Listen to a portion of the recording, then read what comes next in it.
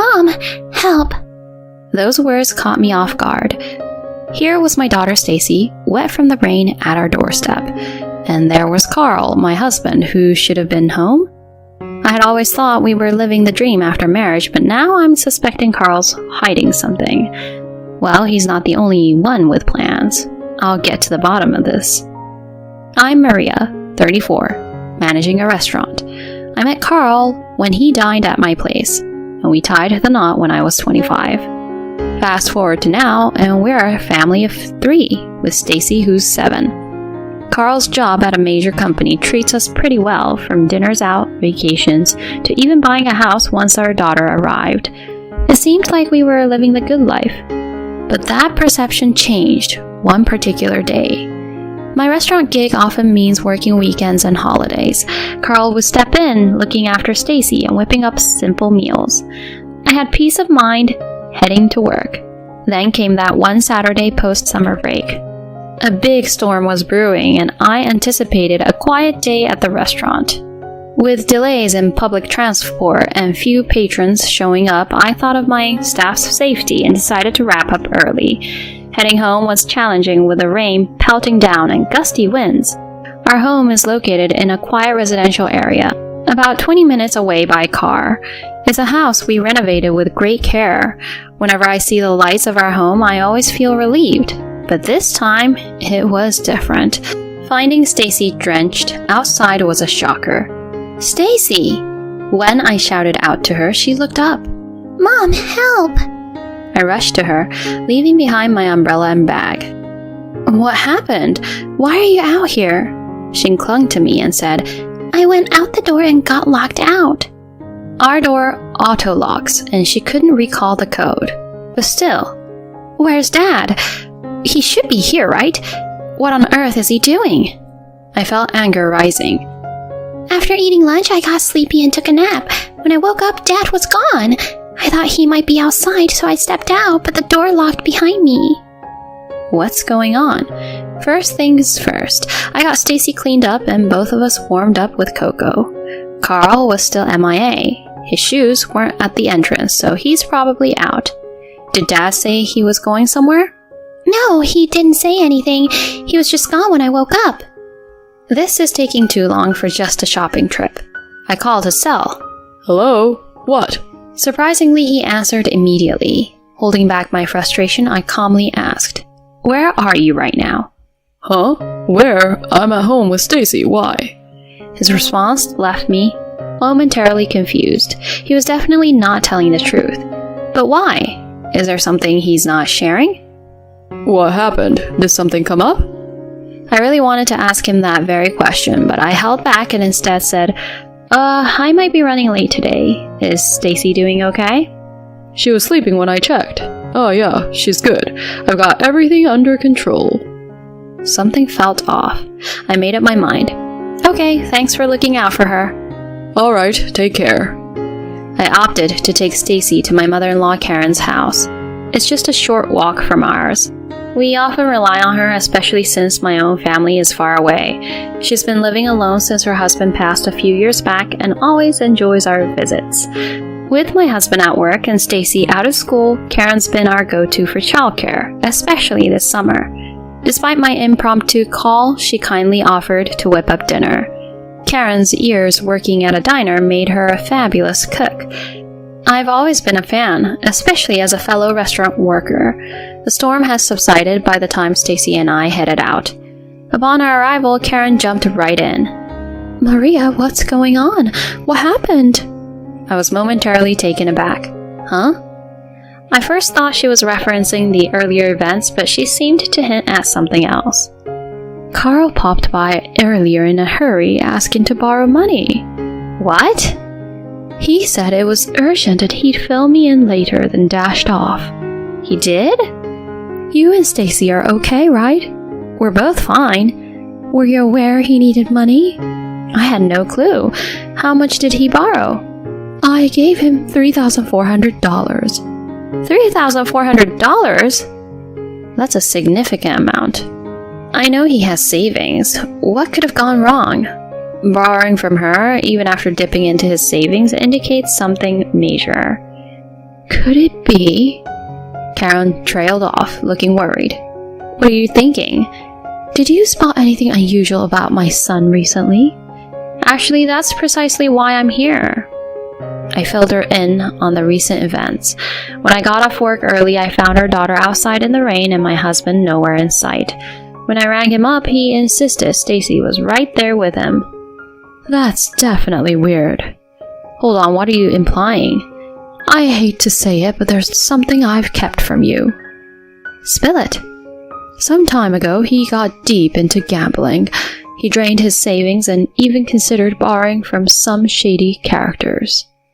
Are you serious? This was the first time I was hearing about any gambling since our wedding. I had always seen him as someone who'd steer clear of trouble, so I fully trusted him. Once he met you, he seemed to have put aside his gambling issues and saved diligently for your marriage. I believed that settling down and having Stacy changed him. But lately, he's been dropping Stacy here on weekends, claiming he's swamped at work. That's starting to make more sense now. Hold on, what are you saying? Carl usually enjoys his weekends off. I always assumed that when I was at work, Stacy was at home with him.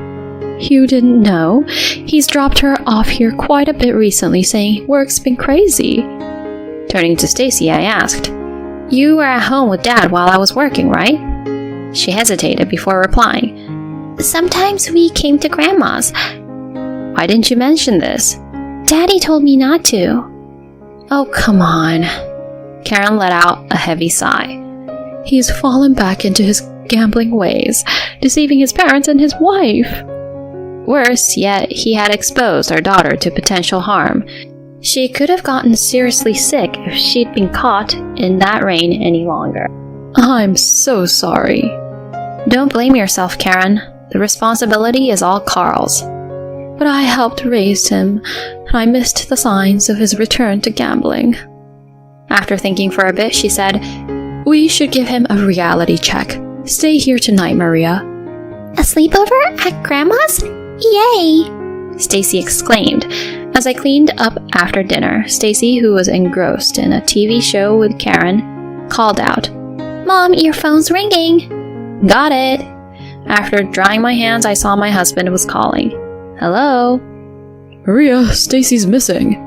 His voice was filled with panic. What do you mean missing? You told me she was home with you. I can't find her anywhere. What?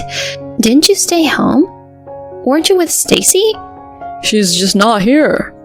But you were with her, right? She was napping and I just... He stuttered. Spit it out. What happened? What should I do? Did you leave her alone at the house? Not exactly, but... So you're freaking out because she's not there? She wouldn't go out on her own in that rain unless she woke up, freaked out, and realized you left her. He seemed taken aback. You left, didn't you? I just went to a nearby store. I wasn't sure when you'd get back, so I went to pick up some groceries. And that took hours? No, just 10, maybe 20 minutes. Are you aware of how long Stacy was waiting outside in the rain? What? She was stuck outside during the downpour. That could have ended horribly. Wait, what? His voice was incredibly loud. What are you talking about? I closed my restaurant early because of the storm. When I got home, you were gone and Stacy was drenched, huddled by the front door. I had no idea. How long ago do you think that was? Just head to the hospital now. Hospital? Is Stacy there? If she had gotten seriously ill, it would have been on you. I'm on my way, but can you lend me some money for a cab? Seriously? Don't you have that much on you? I lost my wallet. It was clear he was just spinning more lies. If you lost your wallet, you wouldn't have been able to get in the house. Your card key is always in there. I used the PIN, but... You've always said you didn't want to bother with the PIN. Ugh. Just own up to it. You were broke, right? I had some unexpected bills. What unexpected bills? I had to get some stuff. Where's the hospital? I gave him Karen's address and ended the call. I smirked, imagining his confused expression. He showed up quickly, out of breath. Stacy, is she alright? She's over there.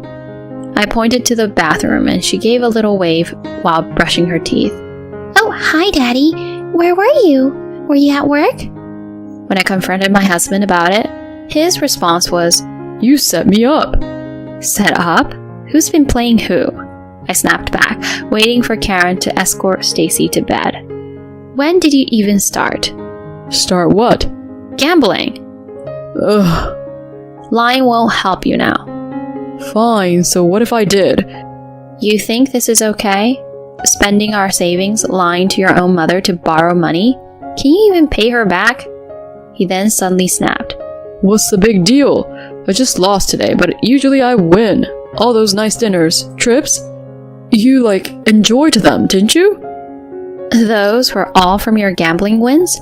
Yeah, you benefited too. I don't see why you're so upset now. So you've been doing this for years now. All these years of lies. I just didn't think I needed to tell you. I wouldn't mind if you had a hobby outside of work, but gambling to the point where you lie, borrow money, and put our child in danger? That's unacceptable.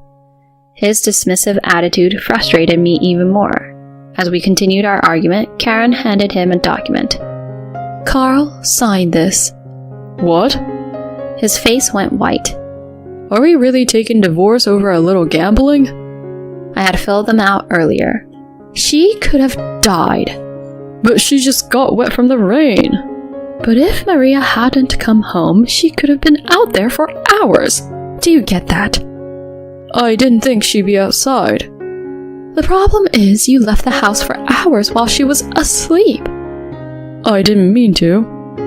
If you can't look out for our child, maybe it's best if you split up with Maria. What? While he muttered something, Karen firmly handed him the divorce papers to sign. This is how it'll be. I keep the papers and you're not coming home until every penny is paid back. What the? If you can't pay up, these papers are getting filed. Alright, just hold off on that. The ball's in your court and it's up to Maria and Stacy to decide if they can forgive you. Having her support meant the world to me. My husband was clearly distressed, and I figured out it wasn't just a $3,400 debt to his mom that weighed him down. Turns out he owed big to friends and other acquaintances. That debt kept him swamped at work and away from the gambling tables, especially under Karen's watchful gaze. Meanwhile, Stacy and I thrived without him around. Honestly, life felt easier, and sometimes I wondered if we were better without him. Besides, Stacy could spend time with her dad over at Karen's. The idea of permanently parting ways crossed my mind, but severing ties with Karen, such an ally and support, wasn't an option. Plus, she adored her granddaughter. Food became our bridge to communicate. Stacy showed a keen interest in cooking, so I began teaching her the ropes. Amidst these days, I began contemplating leaving my job. Not to become a stay-at-home mom, as I loved working in the restaurant, and had a mortgage to consider. Instead, I dreamt of opening my own small cafe. Our house, spacious with a beautiful garden, seemed ideal. I thought about converting part of it into a cafe. So, as Stacy moved up in school, I brought my dream to life, turning a part of our home into a bustling cafe.